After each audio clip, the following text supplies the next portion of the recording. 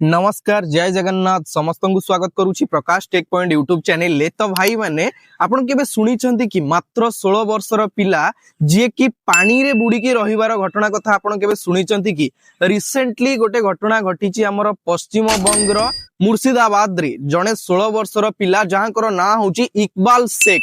इकबाल गोटे सप्ताह रे पाखा पाखी 4 रु 5 दिन पर्यंत पानी रे बुडी की रही थांती तांको घर पाखरे थिबा पोखरी रे बुडी की रही थांती। आपण को कथाटा सुनिले मध्य आश्चर्य लागिबो सेई पोखरी रु जदी तांको घर लोक बाहर को नै आसी थांती तांकर शरीर रे जळा पोडा हेई थाए तांको शरीर रे विभिन्न प्रकार रो अलगा प्रकार रो सृष्टि हेई थाए। ठीक अछि तो आपण सुनिले आश्चर्य लागिबो 16 वर्षर पिला जे कि सबु समय रे दिन राति सबु समय रे पानी रे बुडी की रहउचंती एवं तांको गोटे अजब प्रकार बेमारी होइथिबार घर लोक संदेह करूचंती एवं घर लोक मध्य भूत पेतर मध्य संदेह घर लोकक मन रे आसीची। तो गाँ लोक सांगसाथी कहवा अनुसार 16 वर्षर पिला जे कि 7 दिन रु पाखा पाखी 5 दिन भलिया पानी रे बुडी की रुहंती एवं से पानी रे थिबा समय रे तांको विभिन्न प्रकार खाद्य दिया जाई थाए एवं से पानी रे से तांकर बिस्किट जळिखिया जे कोनोसी जिंस से पानी रे ही थिबा समय रे से खाइतांती। तो आपन कथाटा सुनिले भी आश्चर्य लागिबो जा हाउ एते बड़